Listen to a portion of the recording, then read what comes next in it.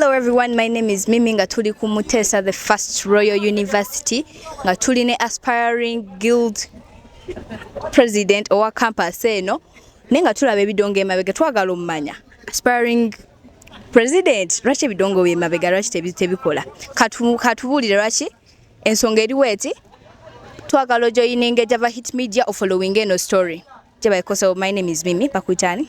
Nze Segirinya Dennis nesimyewo ku Mutesa the First University nga campus president. Ndiwa National Unity Platform kyekibiina kyenkwatidde bendera. Olunaku lwaleero tubali tulina okubeera ne event Java Hit jagibateerayo mugirabe. Ebadde erina okubaako Ssuuna Bell ne Bazira Tone. Ebadde erina okubaako abakulembeze ba Nuupu okuli Dr. Lina Zedriga our president. Kubadde kulina okubaako abakulembeze mu universities ez'enjawulo. Kadondi Gracious abadde agenda kubeerako. Tugenda kubeera ne Honorable Nkeletanyi Yusuf Kiruluta. Tugenda kubeera ne Honorable Zambali Brasio Mukasa. Tugenda kubeera ne Honorable wa South bamwita Robert Maseruka. Naye aliko guild president wa Makerere ndoza 2022. So kibadde kigenda kubeera heavy atubadde twakiteese nga kiri heavy nnyo ekitagambika naye simanyi kinnyonnyolekeka naye ekikulu ekisookera ddala nti tebaddeeyo eyo disco gy'olengera emabegaawo n'abakulu azaawo omu naddayo tubadde tunaa kumayiriza nsonga kubanga ffe twasaba twateekayo okusaba kwaffe twagobera protocol tulina okusaba nga tuwandiise ne tuddibwamu nga tuwandiikiddwa byonna twabikola era twaddibwamu wabula emabegako wali nga tugenda kukola open campaigns, open air campaigns. Wabaawo akanyomera ka drive bwe mutuula mu motoka ne tutabaala ekitundu kuba n'ababatuuze baffe. These are our first publics. So akanyomera ako nze drive yange yaliwo wano naye ebbaluwa etukkiriza okutambula chairman wa electoral commission yagimpa ssaawa 7. Okugimpa ssaawa 7 wali nga batwetagawo ku 8.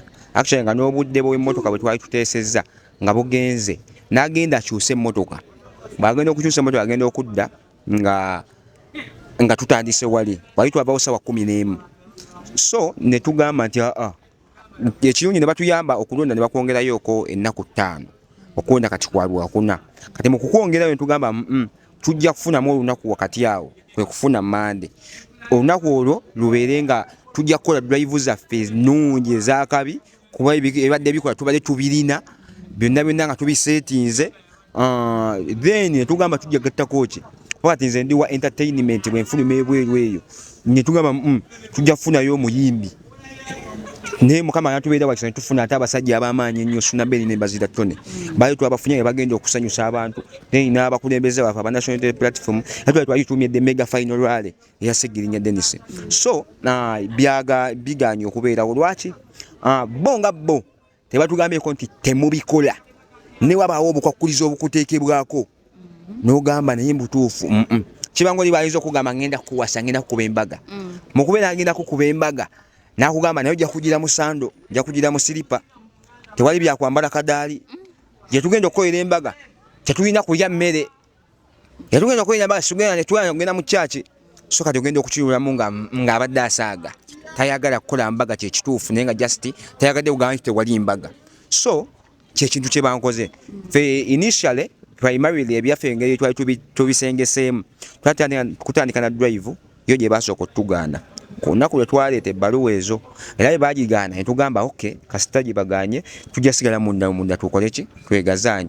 Twali twasaba maaso wali aga main hall we twasookedde wali wangulu lwali tusabye kati olunaku lw'eggulo ekiro lwe bankubidde essimu chairperson wa electoral commission n'angamba ssebo enkya awo tubagobyewo temukolerawo mugende eri university gyesembera eri gyolengera eri gyetwadde tulaga ate bwe mutuukayo mu making sure kasawundi kamwe katini nnyo tekatuuka wano mu main hall ne mugamba naye sawundi ginnaleetedde Bazira Tone ne Ssuuna Bell bibaba bagikuba ongamba otya nti ate nga tetuuka wano tuba tuli kuki kati okulaba nga akanyomero k'okulya bakagiddemu wali ye drive gye baaganye ogenda okulaba omugole bamuganye okwambala high heels agire mu silipa kwe kutujja wano batusukasuka eri kale bano bokyano omugole bamugambye tojja sindika mubaka kwe kutusindika emmanga eri so electoral commission nyongero gikubira omulanga eyongera okubeera enambulukufu mu nkola yayo ey'ebintu disiki eno fenno tukyali ba students twagiguze sente hitali mitwalo 2 sente nyingi ebiteekateeka zonna ze twali twakoze zagenzeemu sente ate nga twagenda otandika twatandika lwamukana tumaze okufuna ebbaluwa zaabwe ku lwokutaano ebbaluwa zaabwe tuzifunye ku lwokutaano kale babadde ate ku resources zaffe ne batandika okuziwesitinga mu ngeri eyo actually essimu yange lwakuba waliwo omwami agenkwatiddeko awo erimu ebintu byonna nga byatandika essimu zonna ze batukubira zonna ng'owulira nga balinze kiro kiba triggeringa segirinya Dennis bamujje mu race nga kye balinze kyokka so ekyamazima ng'omuntu byandeetinze down nnyo neneebuuza electoral commission kyekituufu kyeyagala. By the way, singa ebintu ebyo byazze buzzi ne babingamba bwe batyo ate obakyandibadde at least naye nina audio zinasoose okufuna nga zigendereddwamu okuttattanya omukolo gwange ogw'olwaleero mu nkola mbu ffenna tubifiirwe ffenna bwe tubifiirwa kiba kitegeeza yabitegese mba ndabisiddwa then mu ekyo ffenna tubifiirwe mwe nafunidde ate essimu ya isi ng'ez'ekawungeezi message ezo nazifunye essaawa 8 n'eddakiika nga 55 bw'okebera ku ssimu yange ezo audio ate isi n'abiyingiramu ku ssaawa zadenge emu n'ekitundu ekawungeezi obudde bw'ekirawo nga bwakatandika okuziba so kati ogenda okuwulira nga bw'ojjukira ziri audio n'olaba n'ebino ebiriwo ng'owulira tebigatta nga owulira birina tebisobola kubeera nga babaddewo byonna mu coincidence y'emu bijja okuba bisobola okuba nga birina engeri gye byegasse so obulumi bungi nnyo obuntuusiddwa ku lunaku lwaleero kubanga mega final rally yaffe eyaleero ebadde egenda kwongera okutugatta nze n'abalonzi bange nze n'abakulu ku kitebe abaneesigisa kaadi yaabwe so nga ate ebadde egenda sanyusa abantu baffe naye nja okubakubira omulanga era sigenda bagamba nti munakuwale ebintu bino byonna tujja kwongerayo kituufu akatonotono tulabe nga tubireeta ku lunaku olwokuna kuba ku lwokuna ffe tugenda kuwangula obubadde tukimanyi tugenda kuwangula kuba bonna baagaye tutiikingani segirinya zino bampita Ssaalongo kuno bonna baagaye tukiikinge Ssaalongo kakati ekyokuwangula tugenda kukikola wabula ebintu bino byennyini bye tugenda okukwata of course tulina okubyongeramu akasente naye kira tekajja kubanga kali nze ngenda kubawa ekifo bano okulonda kwata kkubo funa weewummulira munda wano webamalira okutulangira kuba bagenda kukikola kuba temugenda kubutiikinga baganda okutulangira tekijja kukola wano kubanga bonna bakkiriza tugenda tingani Ssaalongo bwemala okulonda ffe tugenda kuleeta ebintu bino byonna suna beri n'embazi za ttone batandikiraawo tusanyuke tweyagale tujaguze obulungi obutagambika naye nga byonna mu byonna nze nkubira electoral commission mulanga bambi mubere transparent mu bintu byammwe omuntu wawe ebbaluwa ng'omukkiriza akole omutadde akole byayagala byonna ku lunaku olwo actually nga birina mbuwandiike n'ekifo kye twasaba nga kiri mbuwandiike ogamba otya on the final actually at the eve of the day at the eve of the event n'ogamba nti kola booti ne booti ng'ebintu by'omulaga omuntu akugamba nti tokikola naye nga takozesa kigambo ekyo nakozesa ebikolwa nga biri equivalent to that so electoral commission ensaasire kyengenda okusinga okukola abawagizi mu bulonde mu bungi nga nebibwukakolota tulina wogenda kukatwala kyetugenda okukola kyokka kyetusigalidde kubanga ekyo tugenda kukikola era abantu baffe baliredde okukikola neyanziza nnyo neyanzeege eyo ensonga yensonga ki ebintu bino biri wano kakati ba guild president ndaba bangi ku gundi ku campus abeesimbyewo kolooza twali n'omu akitaddemu omukono ayinza obba nga yakubidde electoral commission n'agigamba unawagira nuupu kiki agenda kunsinga goza twali akirinamu mukono kyeyo kyenkugambye nti okusinziira nandibadde nenzikiriza electoral commission ng'eŋŋambye nenkiteekinga neŋŋamba wange tusanga balina enteekateeka ne audio ziize nasoose okufuna simanyi oba nzibawe ne kiyinza obutakola bulungi meaning audio ezo zo zaalaze nti bo balina okukirwana nti mbu waliwo eyasaba mbu ate kaakati mbu ate ffe batuwadde mbu ate kati naye ng'ate tewali muntu yali asabyeko bintu byebyo nga biri fomo nga bwe twabikoze ne bamumma nze nange gwe baawadde liri fujja erinkoleddwako muganda wange toyinza kukyagala. So singa abadde isi nga yeyankubidde yokka bayinza okiteekinga lightly naye ng'ate nasefuna audios ate nga ze zasoose sigamba nti isi ye yasoose okuba. So I'm worried about that. Yes. Kakati gwolooza engeri electoral commission engeri gyekozemu ebintu byayo olowooza kiri fair mu democracy ya Uganda oba they are just being controlling? Tekibeerangako fair yadde eddakiika n'emu omuntu okukuwa n'amala n'akwefuulira n'akugamba kati genda n'akutuuza mu lyato lyakutwaleko n'akutuusa mu nnyanja wakati n'agamba kati weeyiyenze komezzaako wano abaakulese tolina option. So mpuya ndowooza tekikola makulu yadde eddakiika n'emu era tekiri democratic.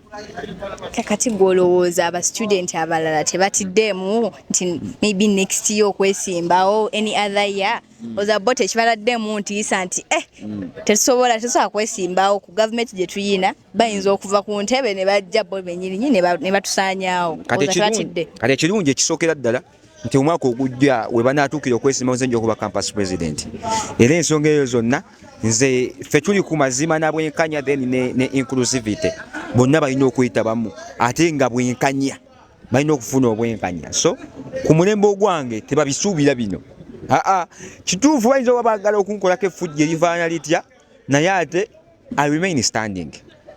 Feno twayita the gumi test team ffe tuli gumi tekitagambika era tugenda kutwala wano obukulembeze tebajja kukyagala. Kakati gwolowooza bwe tuba tulabalabamu owagira Robert Kyagulanyi. Yes, definitely. Gwolowooza electoral commission teyakozeeko effujjo lwankadde owagira oyo nti gavumenti eriko si gy'owagira oza teyakozeeko lwankadde ekyo? Kakati ekisookera ddala kyensinga okumanya nti electoral commission tekkirizibwa terina na lukusa lwogera ku pate yange ng'egyogerako ng'esinziira ku pulezidenti waayo elulina okugyogerako ng'esinziira ku nze Seggirinya Dennis kubanga pate wano nze ngikiikirira so sibbo ate era nkakasanga tebalina kukibaako na buzibu bwonna kubanga we are affiliated to our we have a right to be affiliated to our parties. So tuyandowooza banoonyeyo ensonga endala nga seeyo kuba actually fano obukulembeze obwaffe ebbanga erisinze obungi National Unity Platform yebutwala nga nakati bwe tugenda okubutwala. Yes. Fuliro oli too confident nnyo kubanga abantu amaanyi go bagandaze abantu bampagiridde obwemage nga sina kyembakoze ne bampagira ne banjagala. Anyway naye kakasa ensonga lwaki banjagadde ensonga kinange ngenda kubibakolera nga bwe babyetaaga era nga bwe babyagala. Kakati obedda twogera ku electoral commission tetunayogera ku Bwenga guild president yagala okuddako. Bano ba student babadde ne ba different guild presidents. Inawe njawulo gy'ogenda okukolawo? Kakati ffe wano ku Muteesa jafa hito jakasalamu kano fano ku Muteesa ebbanga lyonna tulina ebitunyigiriza bingi naye nze sajjako wano wandowooza nti njayingira mu byobukulembeze naye twafuna ekizibu ne twesanga nga abakulembeze ffe baffe wano abasinga bava mu faculty of education so nga ate education be basomesa baba basoma busomesa ko value yaabwe esooka kuba na mpisa ye yaabwe nze nsoma mawulire ffe ko value yaffe esooka kubeera ng'oyogera mazima ng'oyogera kituufu.